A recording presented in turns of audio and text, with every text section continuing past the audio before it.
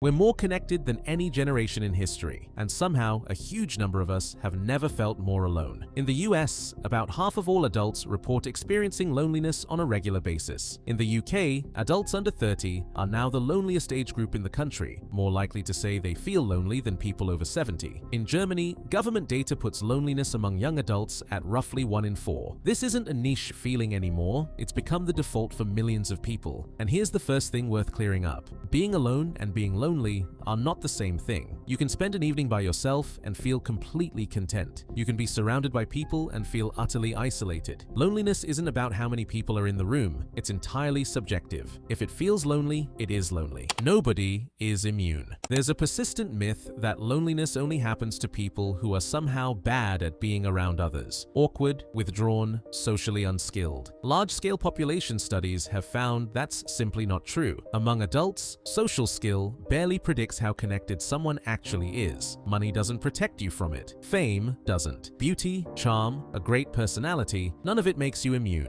That's because loneliness isn't a character flaw. It's baked into your biology. Why we feel this at all. Loneliness works exactly like hunger. Hunger is your body's signal that you need food. Loneliness is your body's signal that you need people. That signal exists because for most of human history, being connected to a group wasn't optional. It was survival. Our ancestors lived in bands of roughly 50 to 150 people, usually for their entire lives. Finding enough food, staying safe, staying warm, raising children, none of that was realistically possible alone. Community meant survival. Isolation meant death. So evolution built something into us to prevent that: social pain. Getting rejected or excluded doesn't just feel bad emotionally. It registers in the brain in ways strikingly similar to physical pain. It's an early warning system. The ancestors who felt that pain sharply enough adjusted their behavior, stayed in the group, and survived. The ones who didn't often didn't. For most of our history, that system worked exactly as intended. Then, we built a new world. The trouble started earlier than you'd think, arguably back in the Renaissance, when Western culture began putting the individual, rather than the collective, at the center of everything. Industrialization sped it up dramatically. People left villages and farms for factory work in cities, and communities that had existed for centuries simply dissolved. Modern life pushed it even further. Today, we move across the country, or the world, for jobs, relationships, and education, leaving our social networks behind every time.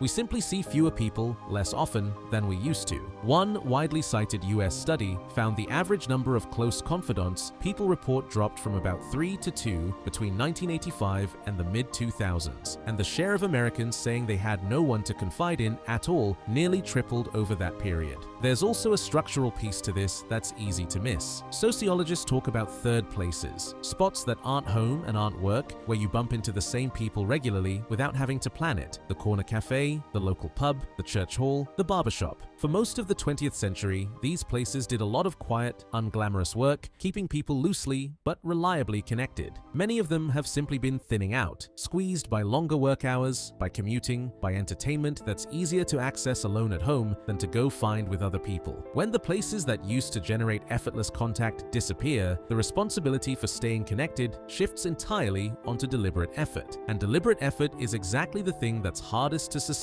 when you're already tired. The technology paradox. Here's the twist that makes this generation's version genuinely different. For the first time, we've built technology specifically designed to fill that gap, and it isn't really working. We can message someone on the other side of the planet in a second and somehow feel further from the person sitting next to us on the couch. Scrolling through other people's lives gives the brain something that looks like social contact. You're seeing faces, reading updates, reacting to moments, without most of the ingredients that actually satisfy the underlying need: eye contact, shared physical space, undivided attention, the small unspoken cues that tell your nervous system you are safe here. It's a bit like drinking salt water when you're thirsty. It resembles the thing you need closely enough to make you stop looking for the real thing while leaving the underlying need completely unmet. That's part of why the loneliest age group, statistically, is the one that grew up most online. Not because they have fewer contacts on a screen, but because volume of contact and depth of contact turned out to be two very different currencies. How it sneaks up on you. Chronic loneliness rarely arrives all at once. It usually usually starts small: work, relationships, kids, deadlines pile up, and something has to give. The easiest thing to cut is time with friends. Declining an invitation here, letting a call go to voicemail there. It's the path of least resistance, and it works, right up until the day you notice you're isolated and suddenly crave the closeness you kept postponing. The problem is that building new relationships gets harder as an adult. Left unaddressed, that gap doesn't close on its own. It can calcify into something chronic. The body keeps score. Here's the part that should genuinely alarm you. Large-scale studies have linked chronic loneliness to some of the most damaging stress a body can experience, and researchers can actually trace the mechanism. Chronic loneliness keeps the body's central stress system, the one that governs cortisol, switched on for far longer than it's supposed to be. Under normal circumstances, cortisol spikes during a threat and then settles back down once it's passed.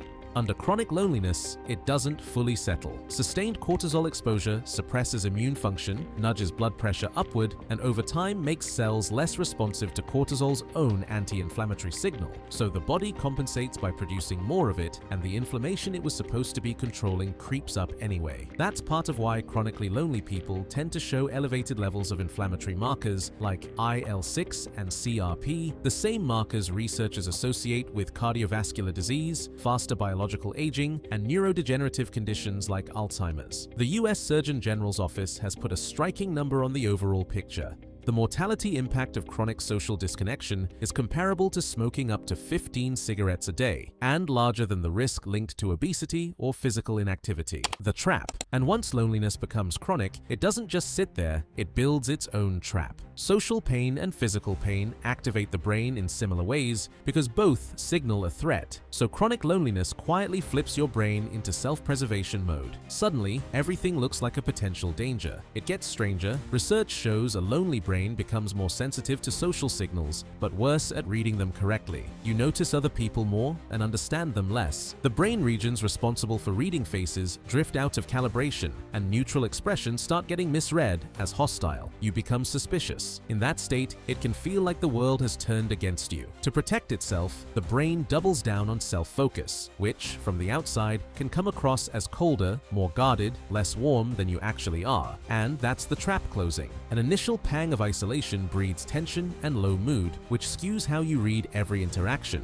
which shifts how you see yourself and others, which changes your behavior. Skipping the group lunch, letting texts go unanswered, declining invitations until people stop sending them. Each cycle makes the next one easier to fall into. Breaking it. If loneliness has been running your life, the first step is recognizing that loop for what it is. The second is dropping the shame. Loneliness isn't evidence that something's wrong with you, it's a universal built-in human signal, exactly like hunger. Everyone feels it. What matters is what you do next. A useful move. Check your own interpretation before you trust it. Was that interaction with a coworker actually cold, or was it just neutral and your brain filled in the rest? Are you assuming people don't want you around before they've said anything at all? Are you avoiding openness because you're braced for a rejection that hasn't happened yet? None of that is a character flaw either. It's the trap doing exactly what it evolved to do. It also helps to remember that connection doesn't have to mean a deep, effortful conversation every time. Some of the most consistent findings in this research area point to something almost anticlimactic. Small, low-stakes contact adds up.